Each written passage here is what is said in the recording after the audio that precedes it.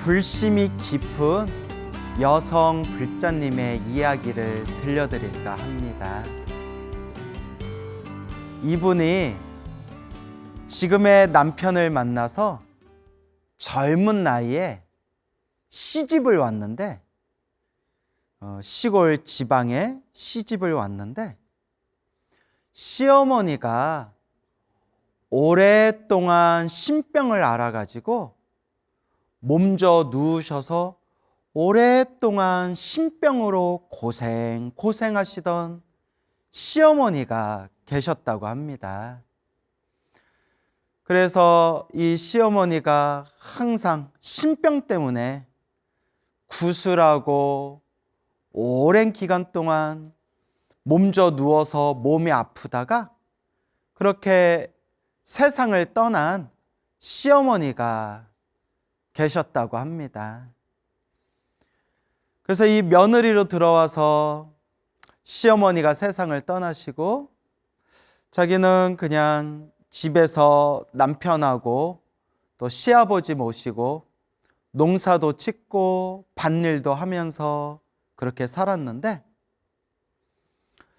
어느 날 30이 넘어서 어느 날 인연이 맞아떨어져서 한 암자의 작은 절과 인연을 맺게 되었다고 합니다.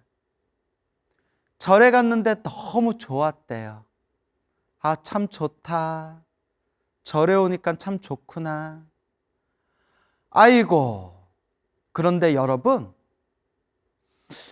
이런 말이 있어요. 사람으로 태어나기 어렵고 부처님 법을 만나기가 어렵지만 사람으로 태어나 부처님 법을 만나도 올바르게 닦기가 어렵다. 부처님 법을 만나도 바르게 닦기가 또 어렵구나. 사람으로 태어나고 부처님 법을 만난 것도 정말 소중하고 훌륭한 인연이지만 우리 주변에 보면 이번 생에 부처님 법을 만나 불자가 되었어도 마음을 못 쓰거나 아니면 잘못된 사고방식으로 절에 다닌 분들을 간혹 보게 되지 않습니까? 사람으로 태어나기 어렵고 부처님 법을 만나기가 어려운데 이번 생 사람으로 태어나 부처님 법을 만났지만 잘 닦기가 어렵구나. 그래서 우리가 부처님 법을 잘 닦을 때 3가지 복이 있어야 된대요. 몇 가지 복? 3가지 복이 있어야 된대요. 좋은 스승을 만나는 복, 좋은 도반을 만나는 복, 좋은 도량을 만나는 복. 좋은 스승, 좋은 도반, 좋은 도량을 만나야 된다. 그 중에서도 가장 중요한 게 좋은 스승을 만나야 된다. 요 얘기를 왜 이렇게 길게 했냐면요, 그 여성 불자님이 이번 생 소중한 부처님 법과 인연을 맺어서 절에 다니게 되었는데 그 첫 인연을 맺게 된 그 암자가 좀 무속신앙이 강한 그런 좀 신기가 있는 암자였대요. 아이고. 이게 어떤 보이지 않는 업의 인연에 의해서 끼리끼리 만나나 봐요. 시집을 왔는데 시어머니가 오랫동안 신병으로 몸져 누워 계시고 그렇게 집에서 구슬 많이 하고 또 정말 이 소중한 부처님 법과 인연을 맺고 부처님 사찰의 도량과 인연을 맺게 되었는데 하필 첫 인연을 맺은 도량이 그런 좀 무속신앙이 강한 신기가 있는 그런 절에 다니게 됐대요. 아유, 참 그것도 우짜까나 어렵네요. 그죠?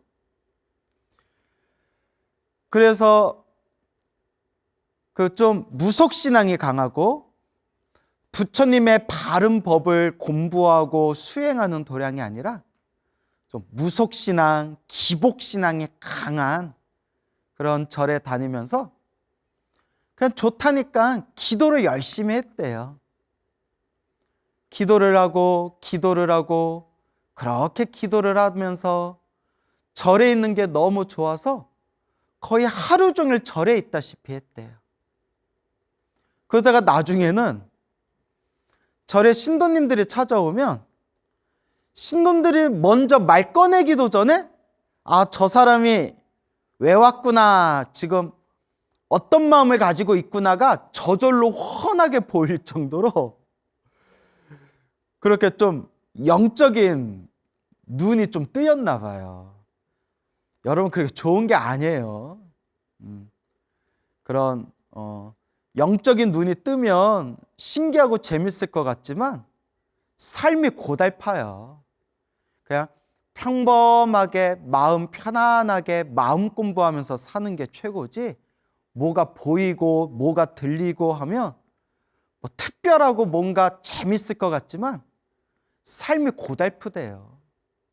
뭐 보이고 하는 게 좋은 게 아니에요. 어쨌거나 그렇게 이제 열심히 기도를 하다가 아무리 기도를 열심히 해도 잘못된 사고방식으로 기도를 하다 보면 마장이 끼게 돼요, 여러분. 마장. 마구니가 쉬었구나 뭐라는 대사가 있지 않습니까? 이 마장이 생겨요.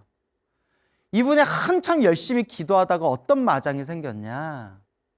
어느 날 정말 부처님이 계실까? 정말 관세음보살님이 계실까? 정말 불보살님이 계실까? 라는 의심이 일어나더래요. 의심이. 그런 의혹이 일어나면서 부처님께 기도하면서, 부처님, 정말 부처님이 계신다면, 정말 보살님이 계시다면, 정말로 불보살님이 계시다면 보여주세요. 증명해 주세요. 라는 마음을 일으켰대요. 그런데 그 의심하고 의혹을 일으키고 마음 밖에서 무언가 보여주세요라는 마음 밖에서 구하고자 하는 그런 집착된 마음에 마장이 끼었나 봐요. 기본적으로 좀 신기가 있었잖아요. 자꾸 기도하면서 뭐가 보이고 사람이 말을 먼저 꺼내기도 전에 뭔가 딱 느껴지고 이런 신기, 영기가 있었는데 그만 마구니가 마장 끼워버린 거예요. 정말 부처님이 보살님이 계시다면 보여주세요. 눈앞으로 보여주세요 하니까 시뻘건 불덩어리가 왔다 갔다 하면서 눈앞에서 신비한 온갖 현상들이 막 보이더래요. 뭐가 왔다 갔다 뭐가 확 보이더래요. 진정한 불보살님의 자비와 지혜의 모습을 본 게 아니라 내 마음이 만들어낸 집착에 어두운 그림자가 펼쳐진 것 같아요. 눈앞에 뭐가 신비한 현상들이 펼쳐지면서 그날 이후로 자꾸 뭐가 보이고 자꾸 뭐가 들리더래요. 그러니까 마장이 생긴 거예요. 마장, 마구니의 장애가 생긴 거예요. 자꾸 뭐가 보이고 자꾸 뭐가 들리고 막 잠을 자고 있으면 보이지 않는 무언가가 막 발로 자기 목을 누르고 보이지 않는 무언가가 누워있는 자기 배를 막 눌러버리고 막 별의별 일들이 생기더래요. 마구니가 낀 거죠. 사람이 하루하루 초췌해지는 거예요. 그리고 2년이 다 했는지 그 다니던 절도 이제 발길이 끊어지게 되고, 다니던 절에 안 다니게 되니까 더 막 이상한 게 보이고 이상한 게 들리고 막 온몸에 소름이 끼치고 눈만 감았다면 막 이상한 게 느껴지고 정말 죽을 것 같이 힘들더래요. 그때 딱 든 생각이, 어느 불교 공부를 많이 하신 거사님이 예전에 자기한테 그곳에 계속 다녀봤자 신기에 휘둘리게 됩니다, 이렇게 경고를 했었대요. 그 무속신앙이 강한 그런 부처님의 바른법을 공부하지 않고 무속신앙, 기복신앙이 강한 그런 절에 계속 다니면 신기에 휘둘리게 됩니다 라고 예전에 불교 공부를 하신 거사님이 이렇게 경고를 했었대요. 아유, 또 이런 얘기하니까 무섭다. 그러니까 우리가 이번 생에 사람으로 태어나 소중한 부처님 법을 만났다 하더라도 어떤 스승을 만나냐, 어떤 도반을 만나냐, 어떤 도량을 만나냐, 이게 참 중요해요. 가장 중요한 건 좋은 스승을 만나야 된다. 그럼 스승 중에 가장 좋은 스승이 누굽니까? 광우 스님? 아니에요. 누구? 아무개? 아니에요. 물론 다 훌륭하신 분들이지만 불자의 가장 소중한, 우리 불제자의 가장 의지해야 할 스승님은 부처님. 근데 지금 부처님이 세상을 떠나시고 우리가 직접 살아있는 부처님을 뵐 수가 없으니까 우리가 의지해야 할 최고의 스승은 부처님이 남기신 가르침, 경전. 부처님의 경전이야말로 우리 불자들이 의지해야 할 최고의 스승님이에요. 부처님의 경전, 부처님의 말씀을 스승으로 삼아라. 부처님 경전의 말씀대로 닦으면 최소한 엇나가지는 않는다. 어긋나지는 않는다. 근데 물론 저도 그렇지만 우리 중생들은 너무나 탐욕과 성냄과 어리석음에 업장이 너무 두터워서 백날 경전을 봐도 딴 생각을 해요. 이게 중생의 한계인가 봐요. 백날 부처님 경전을 공부해도 뒤에 가서는 딴소리하고 딴 생각해요. 중생의 업보가 두꺼워서 그런가 봐요. 그래도 부처님 경전의 말씀을 근거로 삼고 의지하고 부처님의 경전의 말씀, 부처님의 가르침을 스승으로 삼으면서 닦으면 적어도 어긋나지는 않는다 라고 큰 스님들이 말씀하셨습니다. 그러니까 우리 불자 여러분, 부처님의 경전을 많이 보시기 바랍니다. 일단 무슨 경전부터 봐야 돼요? 부처님 팔만대장경이 너무 많으니까 손에 잡히는 것부터 보세요. 결국 마지막에는 하나로 통하니까 부처님의 경전을 많이 보시기 바랍니다. 그래서 예전에 어느 거사님이 그 불자님에게 그곳에 오래 다녀봤자 신기에 휘둘릴 뿐입니다, 그 생각이 딱 든 거예요. 어머, 이걸 어떡하나, 어머, 어디가 어떡하나. 그러니까 그 보살님이 전생에 좀 나쁜 업에 인연이 있었나 봐요. 일단 남편하고 결혼해서 시댁에 왔더니 시어머니가 오랫동안 신병으로 드러누워가지고 제대로 몸도 제대로 이렇게 당신 스스로 이렇게 다스리지도 못하고 집안에서 툭 하면 이렇게 구슬하고 결국 시어머니는 완치되지 못하고 그렇게 뭐 또 쓸쓸하게 세상을 떠나셨다 그러고, 정말 깊고 소중한 부처님 법을 만났는데 희한하게 또 찾아간 절이 막 좀 신기가 가득한 무속신앙의 기운이 가득한 또 그런 절에 인연이 돼가지고 거기서 올바르게 기도하는 방법을 못 배우고 그냥 자기식대로 기도하고 하다가 순간 마음에 쓸데없는 망상이 일어나서 부처님이 정말 계십니까? 계시다면 보여주세요 하고 의심과 의혹을 일으키다가 그때 그 순간에 마구니가 침범했는지 막 뭐가 헛게 보이고 헛게 들리고 눈만 감아서 잠자려고 하면 이상한 존재가 이렇게 가까이 다가와서 막 목을 누리고 배를 누르고 온몸에 소름이 막 쭈삐쭈삐 온몸에 소름이 돋고 난리가 난 거예요. 난리 부르스가 난 거예요. 이걸 어떡하나? 이걸 어떡하나? 그래도 이분이 성근이 있었네요. 그래도 이분이 성근이 있었어요. 착할선 뿌리근. 그래도 한 가닥 착한 뿌리가 있어서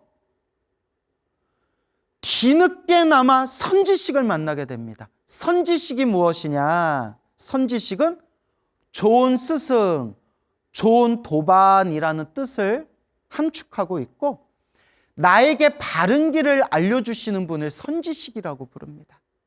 나에게 바른 길을 알려주시는 분. 그래서 좋은 스승이란 뜻도 있고 좋은 도반이란 뜻도 있어요. 최고의 선지식은 부처님이죠. 이분이 그래도 착한 인연을 심어놓은 게 있었는지 결국 자기 인연법대로 만나는 거거든요. 어느 비구니 스님을 만났대요. 그 비구니 스님한테 스님 제가 죽겠습니다. 스님 제가 죽겠습니다. 너무 힘듭니다. 너무 괴롭습니다. 하고 자기가 겪고 있는 상황을 다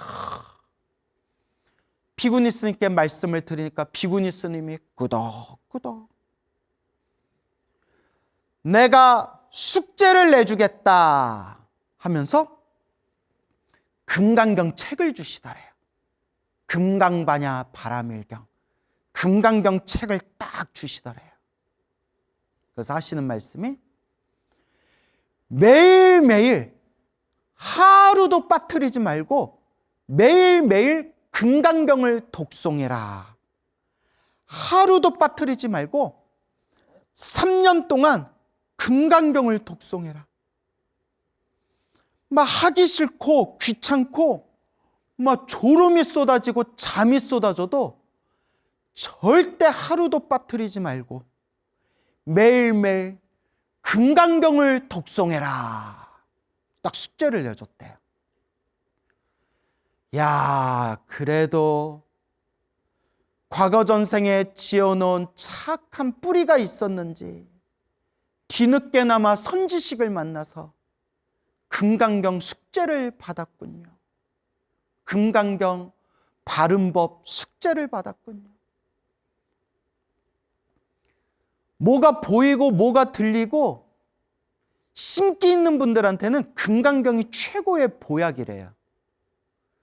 금강경은 상을 부셔버리는 경전이거든요.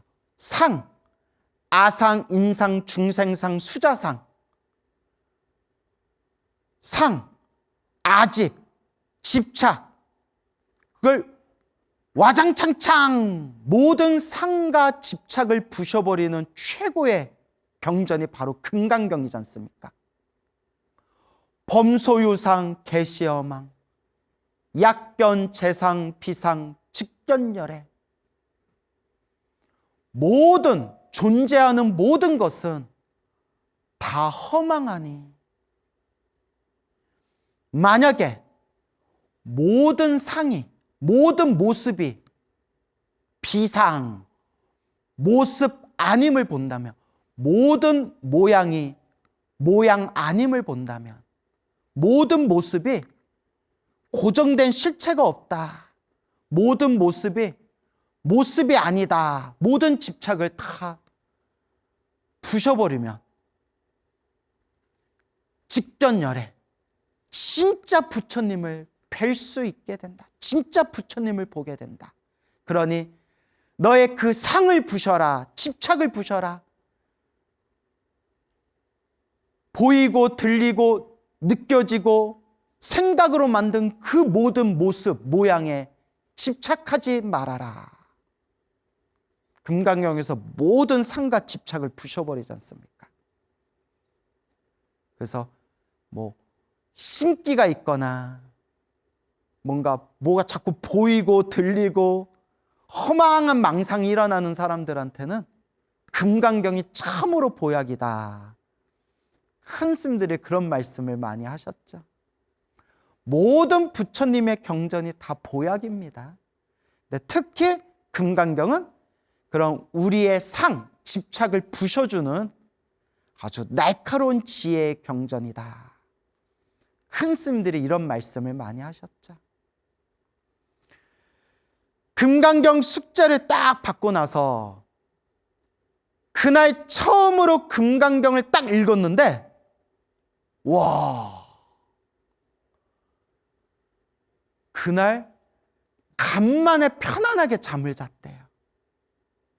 정말 금강경을 읽고 나서 간만에 오랜만에 잠을 편안하게 잤대요. 이야, 뭔가 있나 보다. 이야, 이거 진짜 이 금강경에 뭐가 있나 보다. 매일매일 금강경을 독송하는데 그렇게 잠이 쏟아지더래요. 그냥 막 눈을 뜰 수가 없을 정도로 온몸이 뭐 베베 꼬일 정도로 금강경만 읽으려고 하면 잠이 쏟아진다는 거예요. 왜 우리가 금강경을 읽으면 잠이 쏟아지나? 왜 우리가 기도를 하려고 하다 보면 자꾸 잠이 쏟아지나? 두 가지 이유가 있대요. 첫 번째는 금강경을 독송하거나 연부를 하거나 기도를 할 때 마음이 편안해지고 뇌파가 들쑥날쑥하던 우리의 뇌파가 안정되면서 자연스럽게 잠이 쏟아지는 거래요. 그러니까 편안해서 잠이 쏟아지는 거예요. 우리 밤에 이렇게 좀 잠이 안 올 때 명상 음악 같은 거 아니면 아주 졸린 목소리로 단조로운 졸린 목소리의 성우가 나긋나긋 무슨 시를 읽어준다거나 소설책을 읽어주는 그런 거 딱 듣다 보면 어느새 잠들잖아요. 뇌파가 점점 느려져가지고 마음이 안정되고 뇌파가 안정이 되면서 잠이 쏟아지는 거다 라는 이유도 있고요. 두 번째는 수행적인 의미에서 봤을 때 내 지독한 업장이, 내 지독한 마장이 나 기도 못하게 방해하는 이유도 있대요. 그러니까 사람마다 다르겠죠.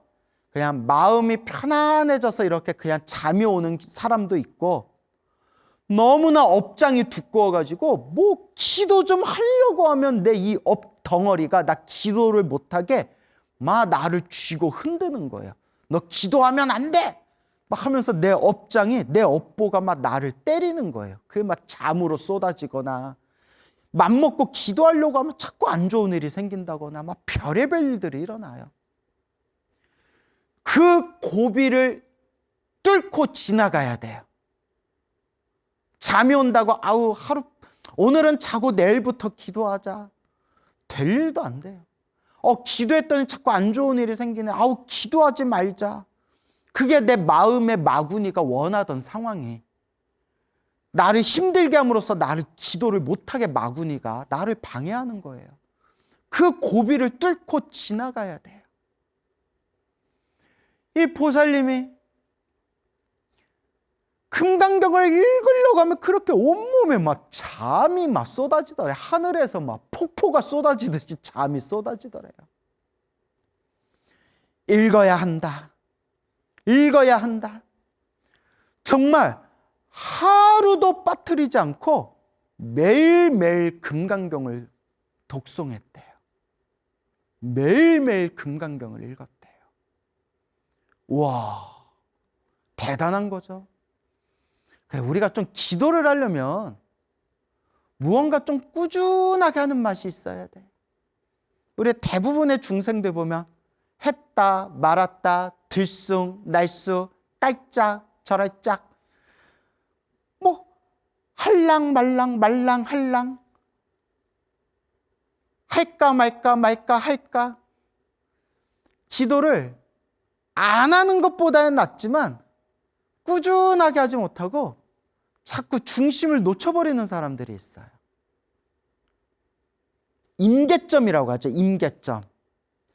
물이 팍 끓으려면 그 100도씨라는 임계점에 딱 뚫고 지나가야 되고, 나무를 비벼가지고 불을 내려면 그 나무가 가열되고 가열돼서 불씨에 불이 확 붙을 정도로 계속 나무를 비벼야 되듯이, 그와 같이 우리 기도도 임계점이 있어요. 그 임계점을 뚫어야 되는 겁니다. 그래서 꾸준히 해야 된다. 꾸준히 해야 된다. 라고 말씀을 드리는 겁니다. 그래서 금강경을 읽으면서 1년이 지나고 2년이 지나가면서 눈에 보이고 들리는 것들이 점점 사라지고, 눈을 감으면 자기 목을 막 짓누르고 자기 배를 짓누르던 이상한 그런 느낌도 점점 사라지고, 너무 마음이 편안해졌대요. 너무 마음이 편안해졌다.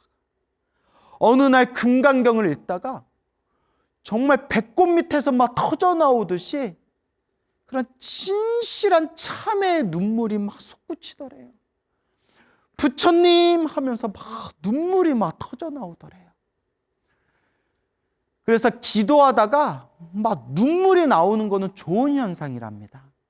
그렇다고 기도할 때마다 눈물이 자꾸 나오면 병원에 한번 가보시고요. 안구건조증이 있나 병원에 한번 가보시고, 기도하다가 찐으로 뭔가 마음에 느껴지는 바가 있어서 눈물이 나오는 건 업장이 소멸하고 있는 현상이래요. 그래서 기도하다가 막 눈물 흘리거나 우신 분들 있죠? 나쁜 게 아니에요. 업장이 소멸하고 있나, 마음에 응어리진 한 그런 게 이제 녹고 있거나 업장이 소멸하고 있거나, 그런 어떤 수행하면서 부처님께 기도를 올리면서 일어나는 여러 현상들 중에 하나예요.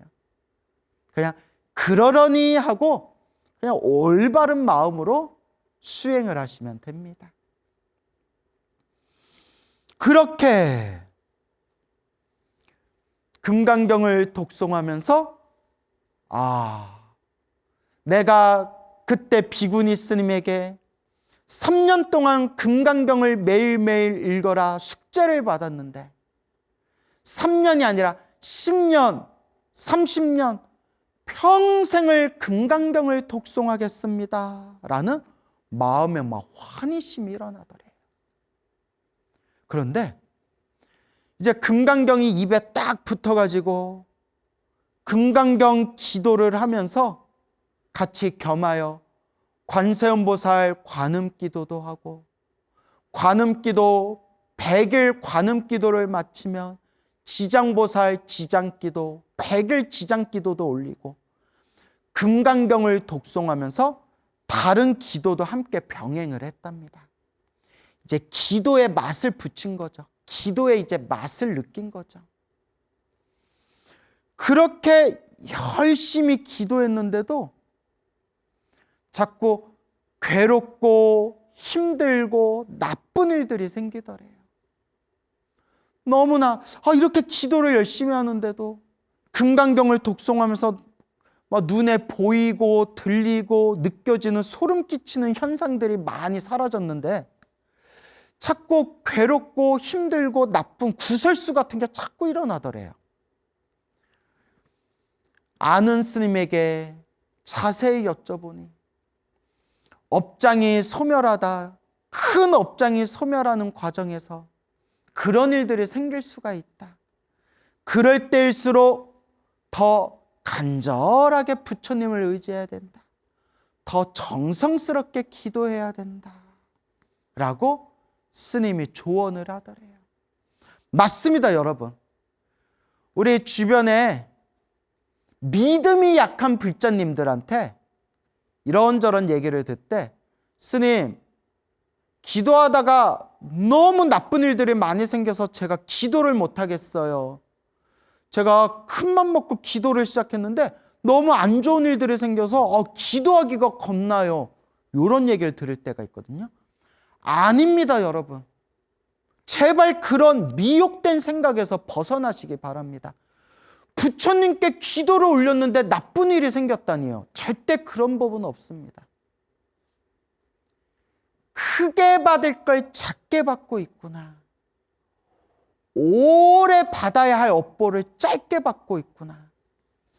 내가 천수경 신묘장구 다란이를 독송하면서, 내가 지장경 지장기도를 하면서, 내가 금강경을 독송하면서, 내가 법화경 사경을 하고 법화경 기도를 하면서, 내가 관세음보살을 부르면서 왜 오히려 나쁜 일이 생길까? 왜 이렇게 나쁜 일이 생길까?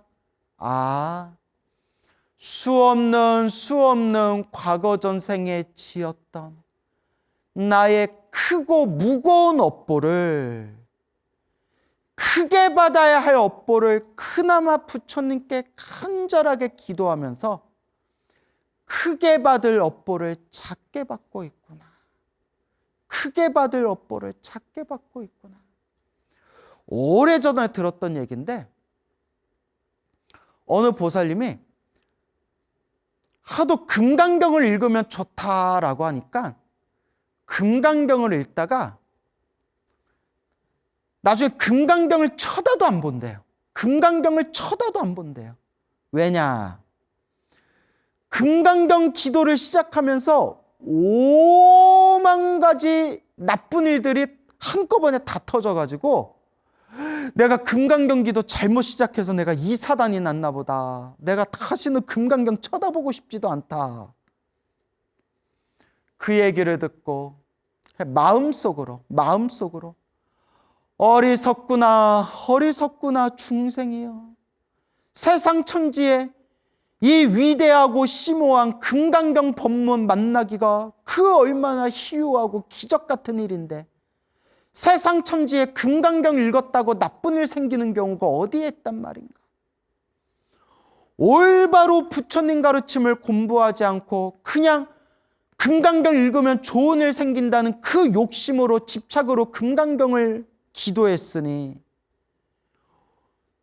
잘못된 생각, 어리석은 마음으로 금강경을 읽고 부처님께 기도했으니 크게 받을 업보를 작게 받고 있는 업장소멸의 기회가 왔는데도 내가 금강경 기도해서 나쁜 일이 생기나 보다, 금강경 기도해서 나쁜 일이 오히려 생겼나 보다, 그런 참으로 어리석은 생각을 일으키고 있구나. 참으로 중생이여 어리석구나 라는 생각이 들었던 적이 있었습니다.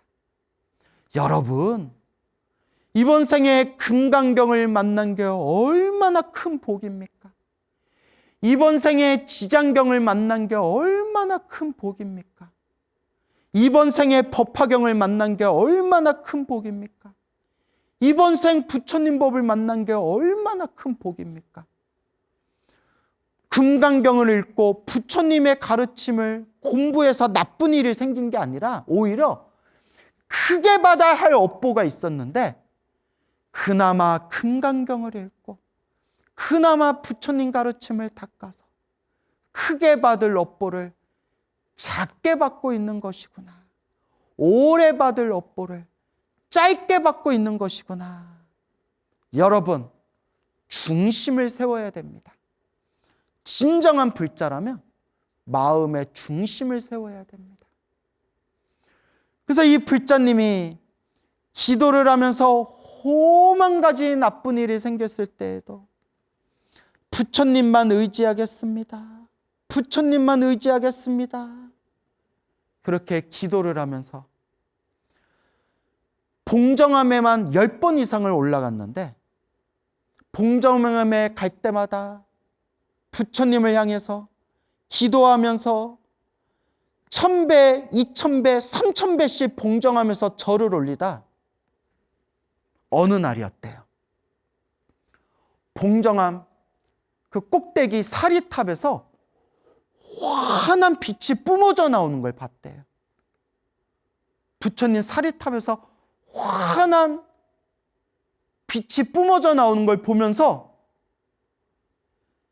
이 보살님이 드디어 마음 공부가 제대로 된 거예요. 나 잘 되게 해주세요. 저 로또 당첨되게 해주세요.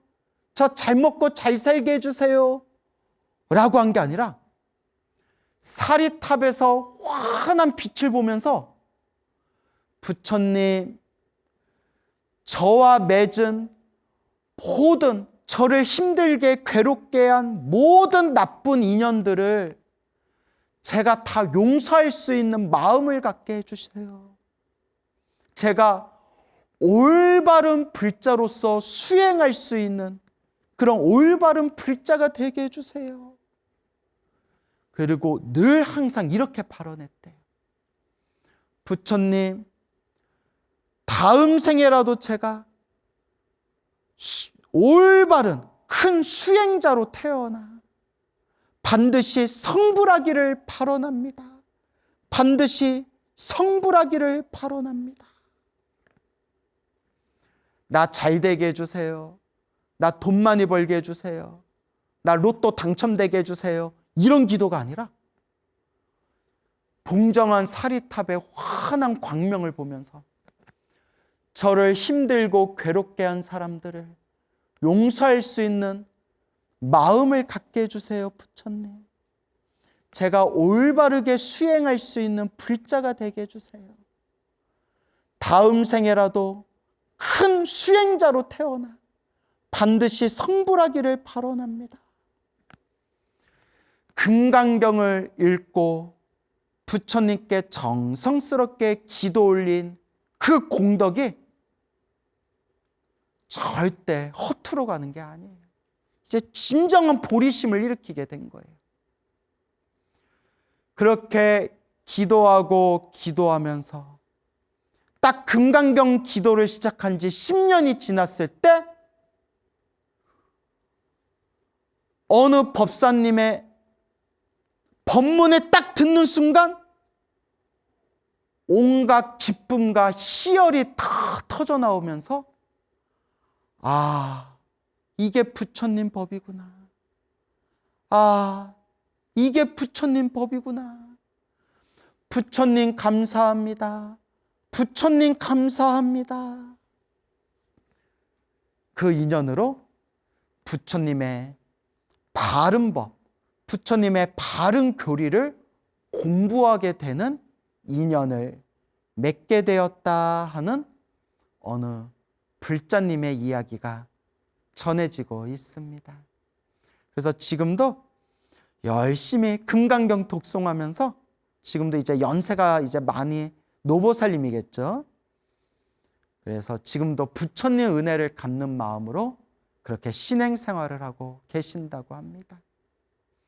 여러분, 사람으로 태어나기 어렵고 부처님 법을 만나기가 어렵고 부처님 법을 만나도 좋은 스승, 좋은 도반, 좋은 도량 만나기가 어려운데 우리가 이번 생 사람으로 태어나 부처님 법을 만났고 부처님의 소중한 가르침이 담긴 우리 불자들의 진정한 스승이신 부처님의 경전을 공부할 수 있는 인연을 이번 생에 만나게 되었습니다.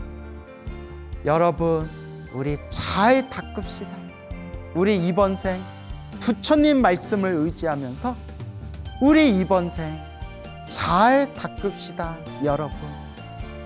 우리가 이번 생에 사람으로 태어나고 이번 생에 부처님 법을 만났다는 것, 수없는 과거 전생부터 복을 짓고 착한 뿌리가 있어야 이번 생 부처님 법을 만날 수가 있고 이번 생 부처님 법을 닦을 수가 있다라고 팔만대장경에서 수없이 말씀하셨습니다.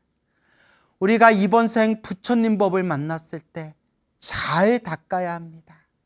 잘 닦아야 합니다. 우리가 살아가는 우리 앞에 펼쳐진 모든 모습이 다 내가 지은 업대로 살아간다고 합니다. 행복도 불행도 내가 지은 업의 인연이고, 좋은 일도 나쁜 일도 다 내가 지은 업의 인연이라고 합니다. 결국 누가 닦아야 하겠습니까? 누가 닦아야 되겠습니까? 바로 내가 닦아야 한다. 나 자신이 닦아야 한다. 라는 것을 명심하셔야 됩니다. 우리가 살고 있는 이 세계를 사바세계라고 합니다. 사바세계, 참아야만 살 수 있는 세계라는 뜻입니다. 우리가 살아가는 이 중생세계는 너무나 괴로움이 가득하기에, 고통이 가득하기에 참으면서 살 수밖에 없다는 뜻입니다. 힘들고 괴롭고 답답한 이 세계를 살아갈 때 우리가 의지할 수 있는 최고의 의지처는 바로 부처님이십니다. 여러분, 좋은 일이 생기든 나쁜 일이 생기든 다 내가 지은 업의 인연이고, 힘들고 괴롭고 답답한 일이 생길 때 더욱더 간절히 부처님을 의지하시기 바랍니다. 부처님을 믿고 의지하면서 분명히 우리 부처님께서 우리들에게 은혜와 가피를 주신다는 것을 생생하게 마음으로 체험하고 깨우치시기 바랍니다. 부처님은 늘 우리와 함께하고 계신다. 부처님의 은혜와 가피는 지금 이 순간에도 환하게 빛나고 계신다. 단, 그 부처님의 은혜와 가피를 받을 수 있는 것은 결국 내 스스로 닦고 닦아야 한다. 결국 내가 닦아야 한다.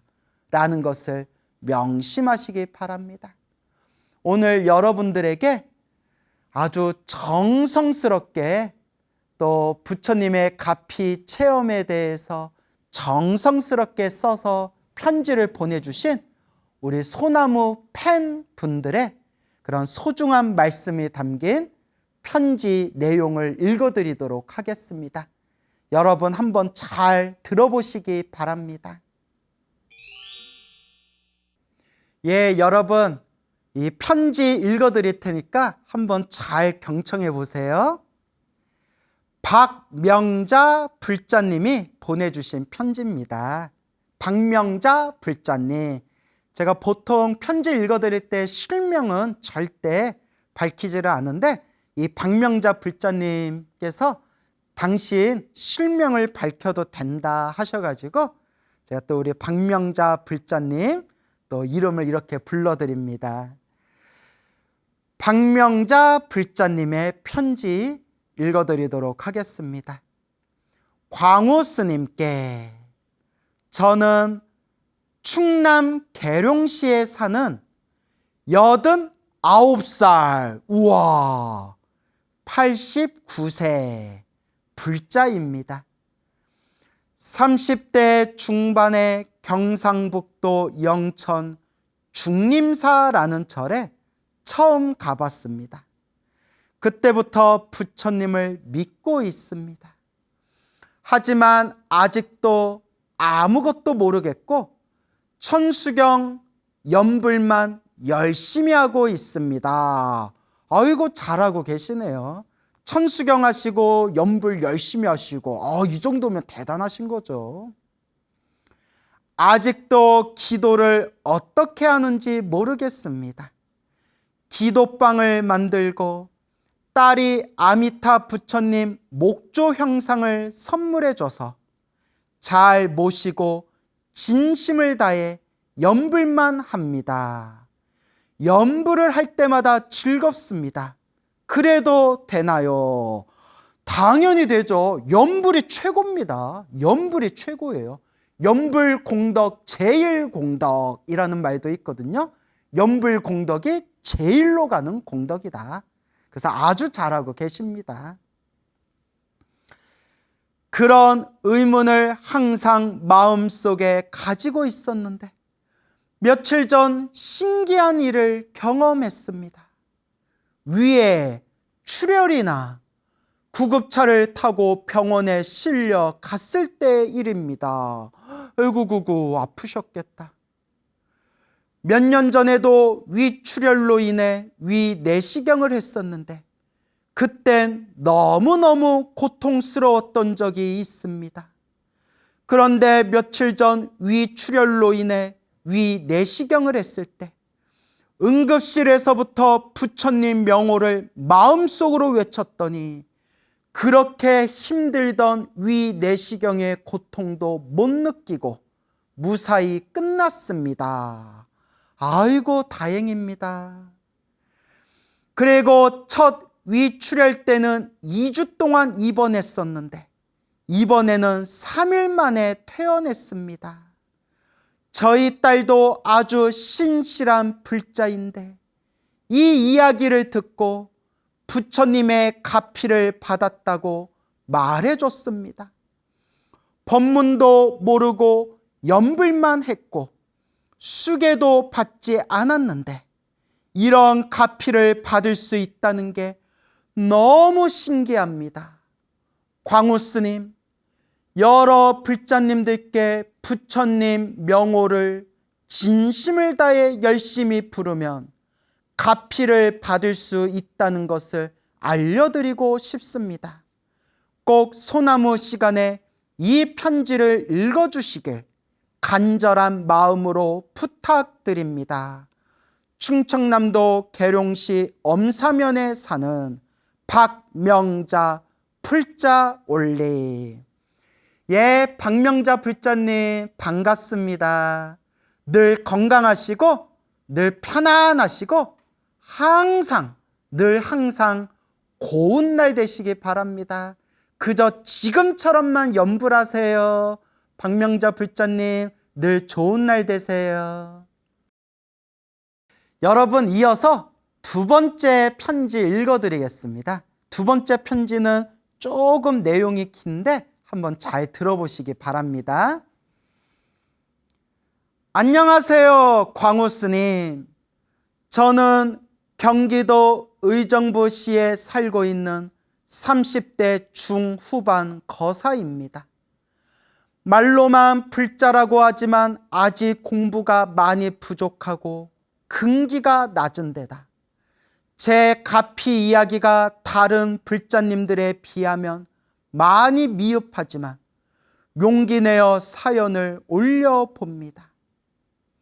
저희 어머니께서는 60대 중반이신데 약간의 치매 증상이 있으십니다. 아이고 60대 중반이면 한창 젊으실 나이인데 벌써 치매 증상이 좀 있으시군요.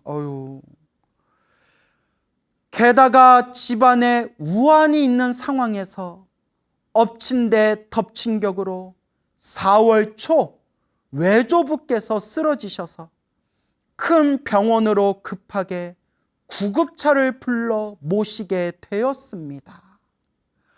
병원에서는 더 이상 해드릴 수 있는 게 없다며 마음의 준비를 하고 요양병원으로 모시는 게 어떠냐고 하더군요. 외조부 연세가 93세이시니 와, 외조부님 연세가 93살이시군요.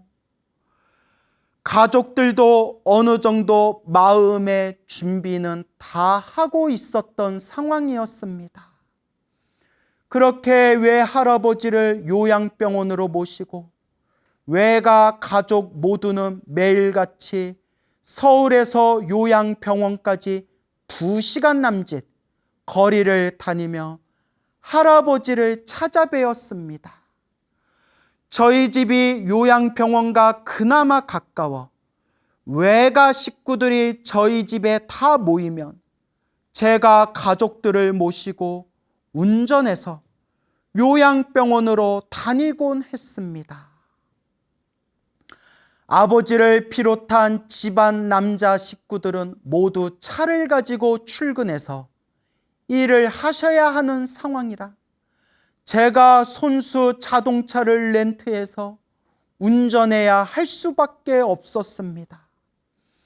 저는 야간 일을 하고 있어 밤에는 일하고 잠을 못 잔 상태로 낮에는 가족들을 모시고 요양병원을 왔다 갔다 하며 쪽잠을 잤습니다.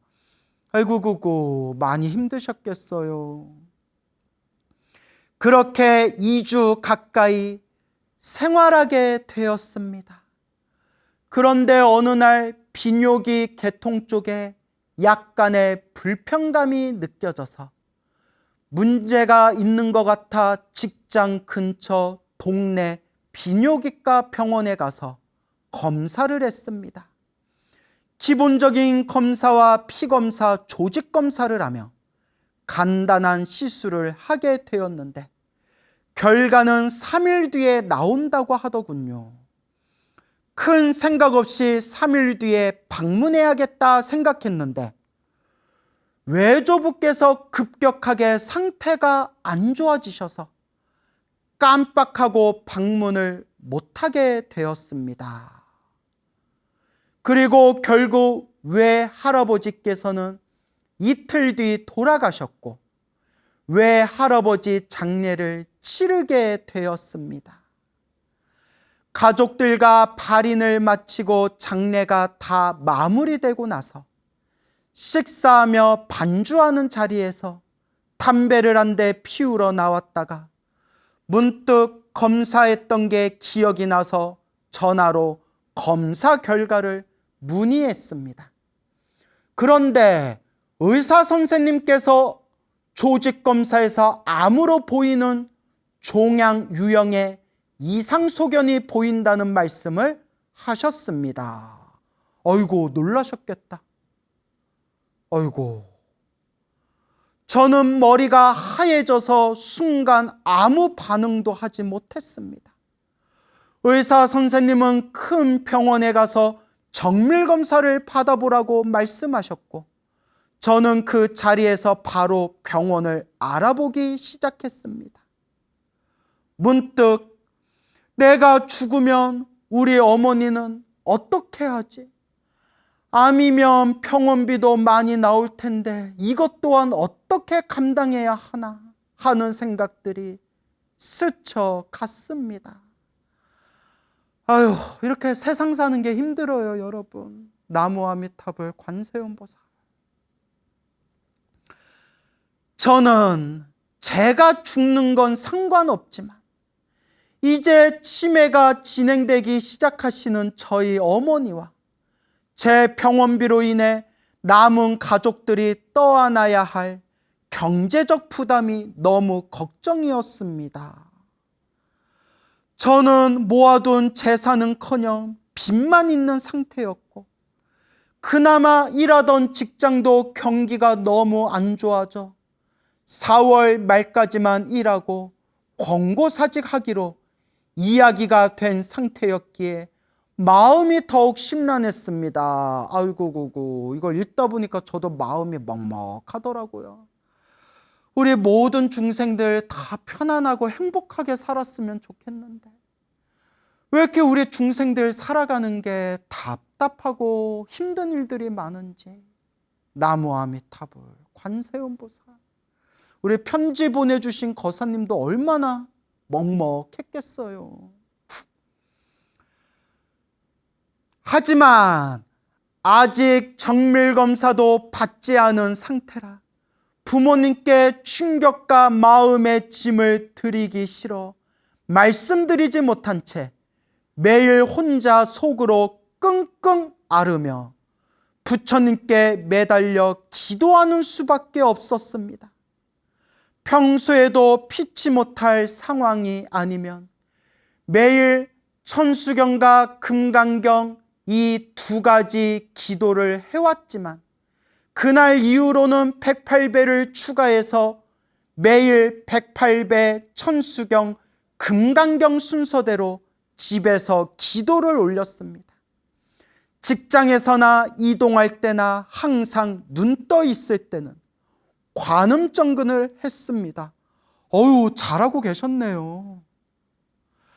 광우 스님의 소나무 법문을 통해 일전에 이승에서 얻는 병은 내 전생의 업보병이다 라는 옛 노스님들의 말씀이 있다는 것을 본 적이 있는 것 같아 제 업장을 참여하며 108배를 하고 천수경과 금강경을 읽고 틈틈이 관음정근을 하며 방생도 몇 차례 했습니다. 그런데 예전에 했던 기도와는 다르게 이번 기도는 제 모든 죄업을 참회한다는 내용이 주를 이루었습니다. 예전에는 무엇을 해달라, 무엇을 이루게 해달라 하는 기도였다면 이제는 그냥 제가 지은 죄 하나하나를 돌이켜보며 참회하는 내용이 주가 되었습니다.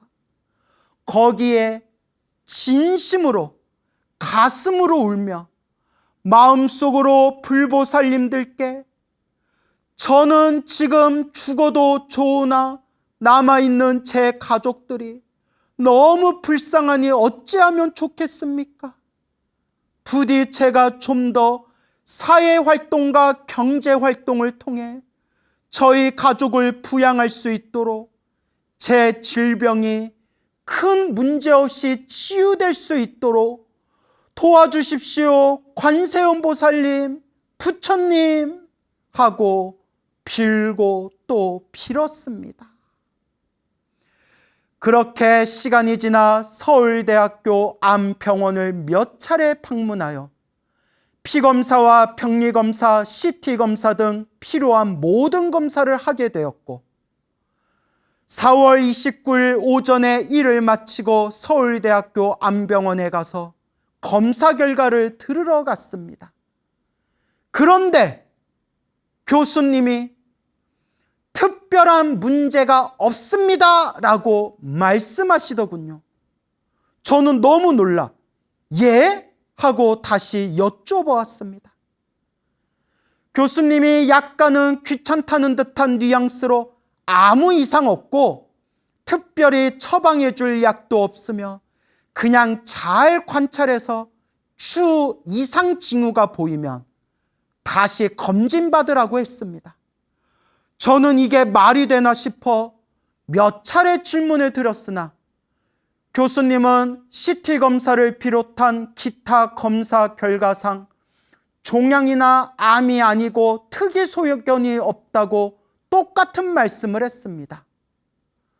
처음에는 너무 이상해서 여러 질문도 드렸지만 교수님은 암이나 종양은 없고 특이 소견이 없다는 말씀만 반복하였습니다. 저는 너무나 의아해서 다른 병원도 가볼까 생각했지만 우리나라 비뇨의학과 병원 중 탑3 안에 드는 병원이라는 말을 듣고 믿기로 했습니다.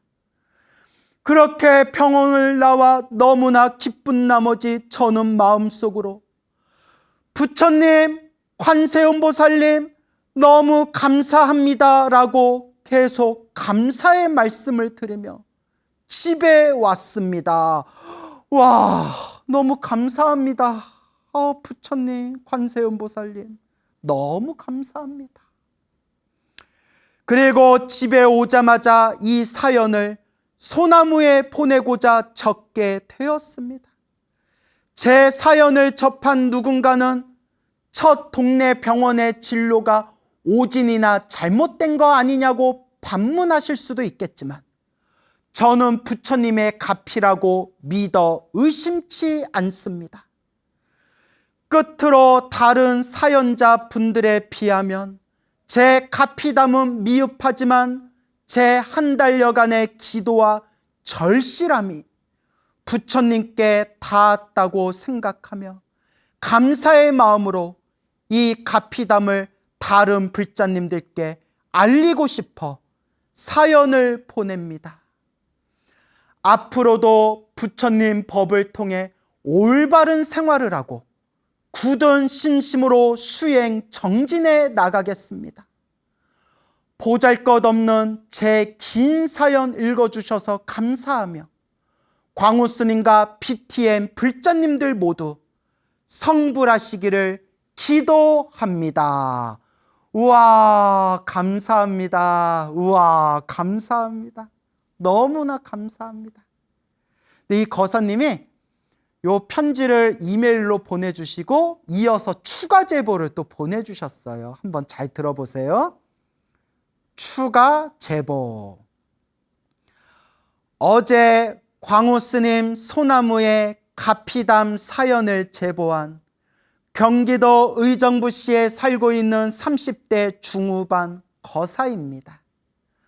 어제 사연 제보 때는 미처 적지 않은 내용이 있어서 적을까 말까 많이 망설이다 글을 올리게 되었습니다.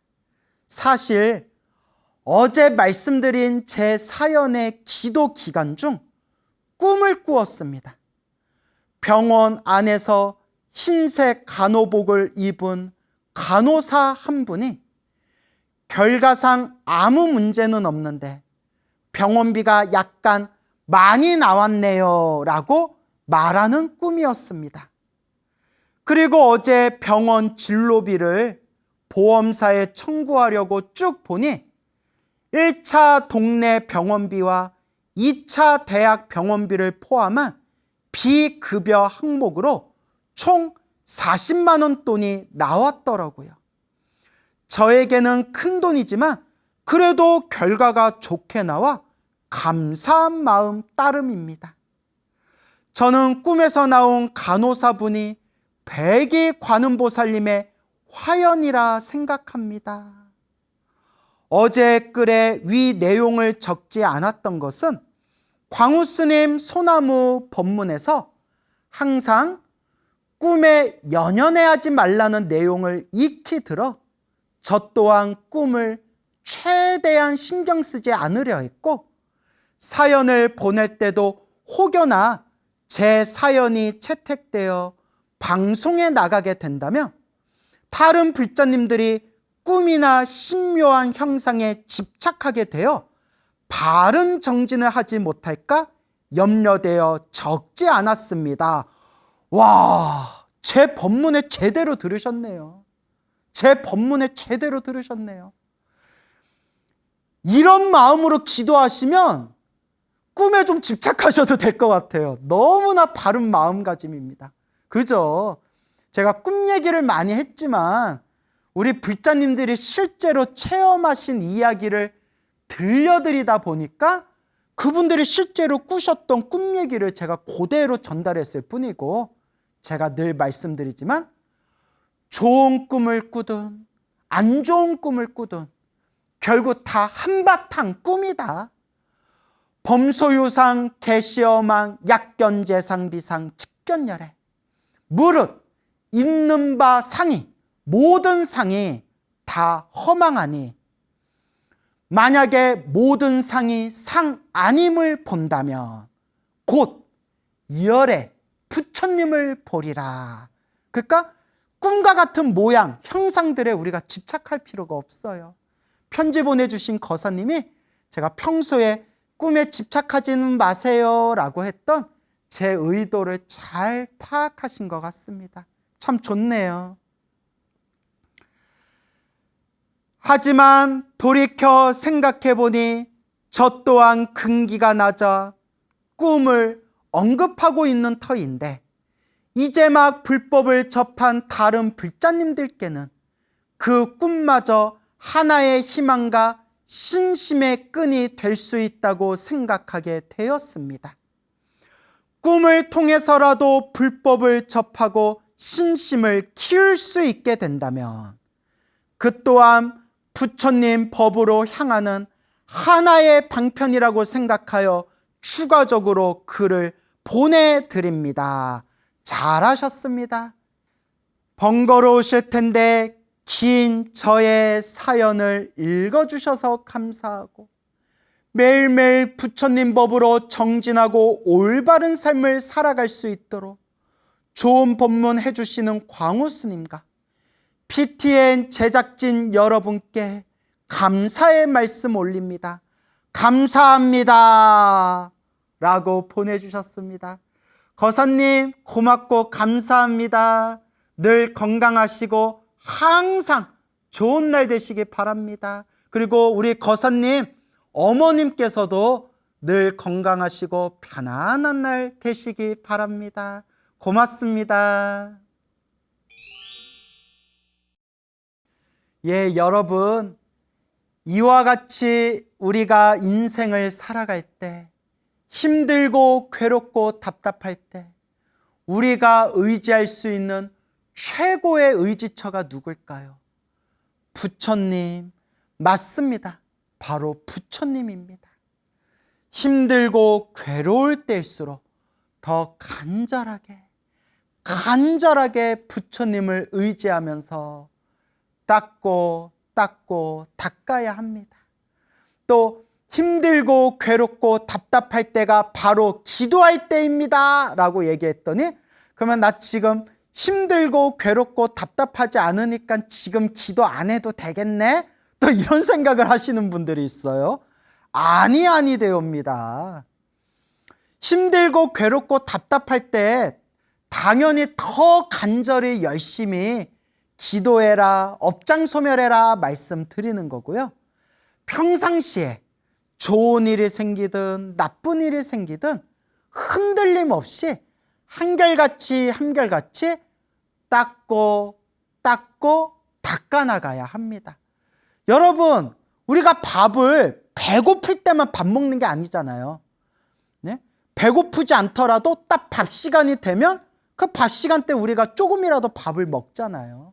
그와 같이 매일매일 하는 나만의 수행, 나만의 기도도 매일매일 하루 세 끼 밥 먹듯이 매일매일 스스로 챙겨야 합니다, 여러분. 항상 복을 짓고 선업을 짓고 공덕을 지으면서 늘 닦아야 합니다. 시작 없는 옛적부터 지금까지 살아오면서 태어나고 죽음을 반복하면서 알고 지었건 모르고 지었건 우리가 지은 업보가 얼마나 많겠습니까? 알고 지었건 모르고 지었건 몸과 말과 생각으로 지은 그 업보가 얼마나 많겠습니까? 내가 지은 업보대로 살아간답니다. 내가 지은 업보대로 살아가고 있는 것이랍니다. 제 얘기가 아니라 팔만대장경에서 부처님이 분명히 이 모든 행복도 불행도 내가 지은 업의 결과이다 라고 부처님께서 말씀을 하셨습니다. 그래서 우리는 항상 좋은 일이 생기든 나쁜 일이 생기든 항상 닦아야 합니다. 항상 닦아나가야 합니다. 어떤 분들이 이런 질문을 많이 합니다. 스님, 어떤 기도를 하면 좋을까요? 어떤 기도를 해야 효과가 더 좋을까요? 제가 늘 말씀드리지만 귀가 아프도록 입이 아프도록 늘 말씀드리지만 어떤 기도가 더 좋으냐가 아니라 부처님을 향한 기도는 하나로 통합니다. 천수경으로 효과 보신 분은 천수경이 최고라고 얘기하고, 금강경으로 효과 보신 분은 금강경이 최고라고 하고, 법화경으로 효과 보신 분은 법화경이 최고라고 하고, 지장경으로 효과 보신 분은 지장경 하라고 가르치고, 능엄주로 효과 보신 분은 능엄주 하라고 가르치고, 삼천배로 효과 보신 분은 절을 많이 하라고 가르치고, 나무 아미탑을 연불해서 효과 보신 분은 아미탑을 연불하라 가르치고, 관세음보살 연불해서 효과 보신 분은 관음기도 하라 가르치고, 지장보살 불러서 효과 보신 분은 지장보살 연불을 많이 해라 가르치시고, 다 저마다 자기가 체험한 바대로, 자기가 느낀 바대로, 자기가 깨우친 바대로 사람들에게 이야기하고 있는 겁니다. 제가 기도가 피를 체험하신 수백 명의 불자분들의 이야기를 모아서 분석을 해봤더니 어떤 기도가 최고다라는 게 없습니다.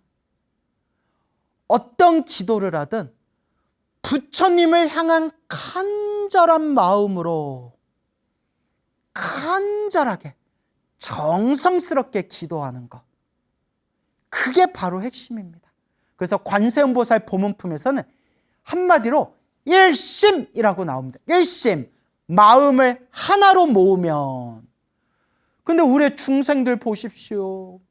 기도한다고 기도하는데 기도할 때마다 저 생각, 이 생각, 이 생각, 저 생각, 오만 딴 생각에 휩쓸려가지고 앉아서는 기도하는데 저 별나라로 가 있고, 부처님께 염불 하는데 생각은 안드로메다로 가 있고, 부처님께 기도한다고 기도하면서 언제 끝나나 시계 봤다가 기도하는 척하면서 또 언제 끝나나 또 옆에 사람 슬쩍 쳐다보거나, 또 기도하다가 아우 언제 끝나나 그냥 커피나 한 잔 좀 마시자 하고 기도하다가 벌떡 일어나서 이렇게 믹스커피 타먹고, 예?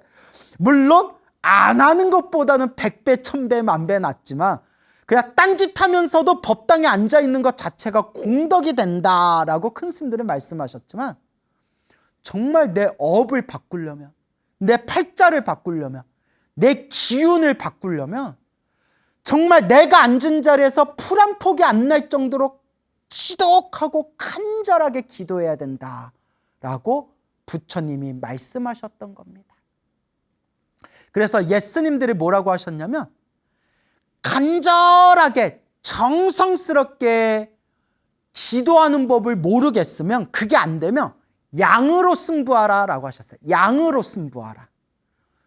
뭐 관세음보살을 막 10,000번씩 30,000번씩 염불하고, 지장보살을 막 뭐 몇백 번 막 이 정도가 아니라 10,000번씩 막 30,000번씩 염불하고, 신묘장구다라니도 뭐 깔짝깔짝 막 3번, 7번, 10번 이렇게 하는 게 아니라 막 하루에 딱 앉아서 108번을 신묘장구 다란이를 한다든가, 금강경도 딱 하루에 10번 이상씩 금강경을 독송한다든가, 법화경 사경할 때 하루에 몇 장 이상씩 몇 시간씩 한번 법화경을 사경해 본다든가, 양으로 승부해라 라고 큰 스님들이 또 많이 말씀하시더라고요. 양으로 승부해봐라.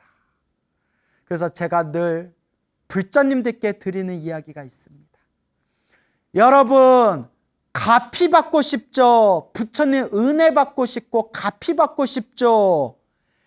깔짝깔짝 기도하면 가피도 깔짝깔짝 오고, 간절하고 정성스럽게 기도하면 가피도 크게 옵니다.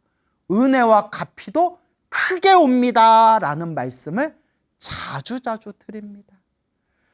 여러분, 우리 중생이 살아가는 이 사바세계 힘들고 괴롭고 답답한 일들 속에서 그래도 우리가 부처님 법을 만나서 부처님께 의지하면서 살아갈 수 있으니 얼마나 다행입니까? 얼마나 고맙습니까? 얼마나 감사합니까? 그래서 저도 매일매일 염불하고 매일매일 저만의 기도를 할 때마다, 기도하는 중간에 기도를 마칠 때마다 저도 모르게 부처님 감사합니다, 부처님 감사합니다 라는 마음이 저절로 솟구칠 때가 있습니다. 내가 부처님 법을 안 만났으면 이 사바세계에 얼마나 더 방황하면서 살았을까? 내가 부처님 법을 안 만났으면 얼마나 내가 몸과 말과 생각으로 안 좋은 업보들을 지으면서 나 잘났다, 나 잘난 맛에 살면서 얼마나 방황하면서 살았을까? 부끄럽고 부끄럽고 참으로 부끄러울 따름입니다. 그래도 내가 과거 전생부터 착한 뿌리, 착할선 뿌리 익은 착한 뿌리를 심어놓은 게 있어서 이번 생 이렇게 부처님 법을 만날 수가 있었으니 참으로 다행입니다. 다행입니다. 감사합니다. 감사합니다. 부처님, 이번 생 부처님 법을 만났을 때 제가 이번 생 연불 열심히 해서 제가 이번 생에는 제가 꼭 우리 아미타 부처님이 계시는 성불대학교 극락세계로 제가 꼭 가겠습니다 라고 부처님께 발언합니다.